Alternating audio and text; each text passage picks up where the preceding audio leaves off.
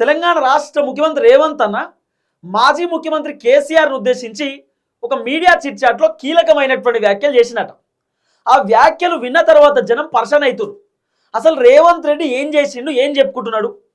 కేసీఆర్ ముఖ్యమంత్రి ఉన్నప్పుడు రేవంత్ రెడ్డి ఏమేం పనులు చేసిండు? ఎందుకు కేసీఆర్ రేవంత్ రెడ్డిని జైల్లో పెట్టిండు? ఎందుకు కేసీఆర్ రేవంత్ రెడ్డిని అరెస్ట్ చేసిండు? అసలు జరిగినటువంటి కార్యక్రమం ఏంది? ఆ అరెస్టును రేవంత్ అన్న ఎట్లా చెప్పుకుంటున్నాడు, ఎట్లా ప్రొజెక్ట్ చేసుకుంటున్నాడు? అసలు రేవంత్ రెడ్డికి ఏమైంది, ఎందుకు ఇట్లా మాట్లాడుతుందని చెప్పి చాలా మంది జనాలు పర్సన్ అవుతారు. రేవంత్ అన్న మీడియా చిట్చాట్లో ఏమంటున్నట్ట అంటే, కేసీఆర్ వల్లే నాకు పేరు వచ్చింది, కేసీఆర్ వల్లే నేను ముఖ్యమంత్రి అయినా, కేసీఆర్ వల్లే నేను ఫేమస్ అయినా, కేసీఆర్ వల్ల నాకు గుర్తింపు వచ్చింది. రేవంత్ రెడ్డి చెప్తున్నటువంటి మాట. రేవంత్ అన్న ఏమో పొద్దుగాల లేస్తే నాకు నేను స్వతహాగా ఎదిగిన, నేను జెడ్పీటీసీ స్థాయి నుండి వచ్చిన, నేను ఒక పల్లెటూరు నుండి వచ్చిన అని చెప్పి డైలాగులు కొడతాడు. మళ్ళీ రేవంత్ అనే కేసీఆర్ వల్లనే నాకు పేరు వచ్చిందని అన్ననే చెప్తాడు. మరి అన్న మాట్లాడుతున్నటువంటి మాటలు అన్నకే ఓ క్లారిటీ ఉండదు.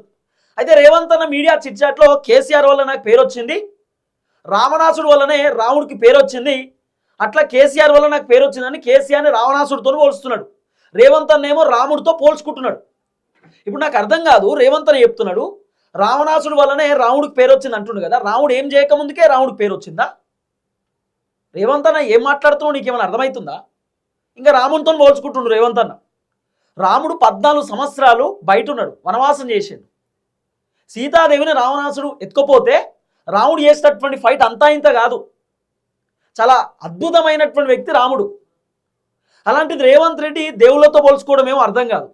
అంత డిఫరెంట్ మాట్లాడతారు. ఒకసారి ఏమో హనుమంతుడి గురించి మాట్లాడిండు, రాముడు గురించి మాట్లాడిండు, ఓసారి ఏమో కృష్ణుడి గురించి మాట్లాడిండు. వివాదాలలో చిక్కుకుంటున్నాడు రేవంత్ అన్న. ఎందుకు ఇట్లా మాట్లాడుతుండో అర్థం కాదు.